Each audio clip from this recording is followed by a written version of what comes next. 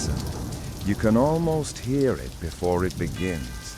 That first, lurching guitar, the low hum of an amp warming up, a church bell's echo swallowed by fog. The opening of Black Sabbath isn't triumphant, it's an announcement. Something has arrived and it's not here to comfort you. Hi, I'm Randy Jones for the Just the Facts Man podcast. Tonight, late with rain on the window, we're stepping back to February, Friday the 13th, 1970, and the record that would change rock's shadow. Black Sabbath's debut album, simply titled Black Sabbath. By the way, quick orientation. The band, Ozzy Osbourne on vocals, Tony Iommi on guitar, Geezer Butler on bass, Bill Ward on drums. Birmingham boys, born out of factory grit and working-class pubs. The year was 1970, but the sessions happened in '69, and the wider music world was still orbiting blues rock and psychedelia. This was darker. You ever stand under a street lamp in fog? That feeling. That's what they bottled. So, where was this conjuring done? Regent Sound Studios on Denmark Street in London. And here's a detail I love. The album was recorded incredibly quickly. 1 day to lay the tracks, 1 day to mix. The band essentially played their live set straight to tape. No fuss, no polishing. Roger Bain produced, a blunt instrument of a man in the control room who, whether by design or budget, let the rawness stand. That rawness is crucial. The room acoustic, natural reverb, the bleed between instruments, it all became part of the sound's ominous weight. Tony Iommi's guitar tone is central. There's a story, you know it. He lost the tips of 2 fingers in a factory accident as a teenager. He made homemade finger protectors and tuned down to ease bending and get more sustain. That down-tuning, plus a love of slow, heavy blues riffs, gave the band a gravity that felt new. It made the riff on Black Sabbath feel like it was moving through molasses, but in the best possible way. And the song itself, the title track, leans on a tritone, that devil's interval that Western ears have long considered unsettling. Put that against lyrics about ominous figures and the smell of doom, and you have a sonic palette that seems designed to make the spine tingle. They weren't inventing sorrow, they were amplifying it, slowing it, letting each note hang like a question mark.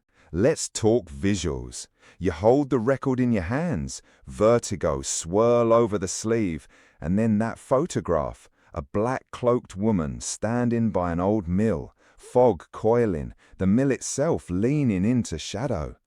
The photo was shot at Maple Durham Watermill on the Thames in Oxfordshire.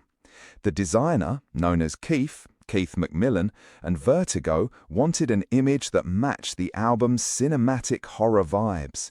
They shot at dawn to catch that milky, unsettling light. And who was the woman? Louise. She's often cited as Louise or Louise Livingston, a model/actress. Not a witch, not a missing person, just someone styled to look otherworldly. But, and here's the delicious part, the band and label let rumors breathe. People whispered witches, curses, spirits. That mystique stuck. A name on a sleeve became a ghost story. You see how packaging and music braided together. It looked like a horror film poster, and sonically it delivered. Now, was this the actual birth of heavy metal? It's a question historians still chew on. There were heavier moments before. Blue Cheer, some Beatles experiments, Cream's volume and virtuosity. But what Black Sabbath did was commit. From start to finish, the record is drenched in dark tonality, slow, crushing riffs, and lyrics that flirt with the occult and with dread.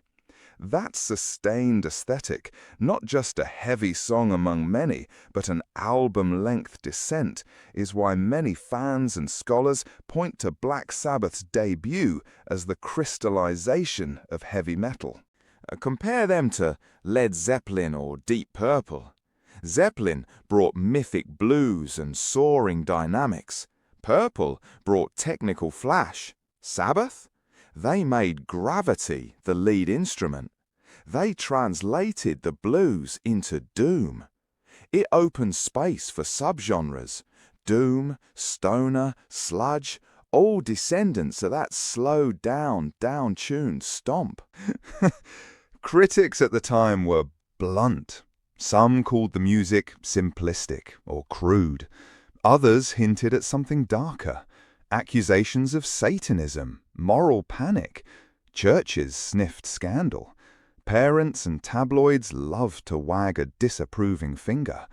But young listeners, they were magnetized. There's always a generation that will be drawn to what the grown-ups say is forbidden. That tension, moral outrage on one side, communal devotion on the other, helped forge the band's legend. Let's be practical for a moment. How did it sell? Exact numbers float, but most reliable estimates put the album's worldwide sales in the low to mid-millions. Not astronomical by pop standards, but huge for a band with such an uncompromising sound in 1970. And across their career, Black Sabbath as a band has sold tens of millions of records globally, often cited in the 70 to 80+ million range. Those are the big picture numbers, but they don't tell the whole story. Influence, you see, isn't just units moved. The album's legacy is massive. Bands from Metallica to Iron Maiden have pointed back to Sabbath. Doom metal bands that slow everything down and make tempo itself feel heavy trace directly to these grooves. Even bands that sound nothing like Sabbath tend to acknowledge the template. Darkness as atmosphere, riff as architecture, image as integral to sound. I want to pull one scene in my head. Regent Sound's small room, the tape rolling, 4 musicians in a circle, amplifiers breathing, a producer who's more engineer than sculptor. They play, maybe they catch a mistake, maybe they keep it. The result feels immediate, like a live document of the band's atmosphere. That's why, when you listen now, the record still sounds alive. It didn't come out of a machine. It came from a room that smelled of sweat and cigarette smoke and diesel from Birmingham jobs, and you hear that honesty. Story time. Geezer Butler wrote many of the lyrics, his fascination with religion, war, fear. And Ozzy's delivery turned those lines into something childlike and eerie at once. Bill Ward's drumming is jazz-trained but served up in a heavy, loose pocket. He can swing and then make the snare feel like a doctor knocking at the door. It's a small orchestra of menace. You ever wonder what would happen if they had had, say, 3 months in a fashionable studio with unlimited overdubs? Maybe they'd have polished a different kind of classic. But I think the tight timeline, low budget, and the choice to record their live set are what made this record feel authentic and terrifying. Imperfection as atmosphere. Before we close, a quick look at cultural reaction over time. Initially misunderstood, then vilified in some quarters, later canonized.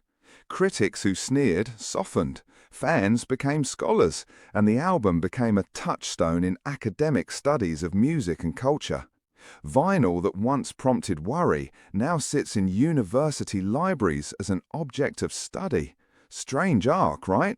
To recap then, recorded fast at Regent Sound in London, produced by Roger Bain, with Tony Iommi's down-tuned, injured finger-born tone, minimal overdubs and natural room reverb. The cover, Maple Durham Watermill at dawn with the model Louise, became an instantly clickable image of menace. The music introduced the slow, tritone-laced palette and lyrics steeped in dread. The critics fussed, the fans listened. The sales were strong enough to matter, the influence immeasurable. So next time you drop the needle on Black Sabbath, listen for the room, the creaks, the amp hum, the way the riff leaves space like a gap in conversation. Listen for the way the music gives you permission to feel heavy. And if you like, go look up that bill by the Townsend Dog. There's still a little fog in the photograph. Thanks for joining me on this late night tour. I'm Randy Jones for the Just the Facts Man podcast. Stay curious, stay a little haunted, and play it loud. Until next time.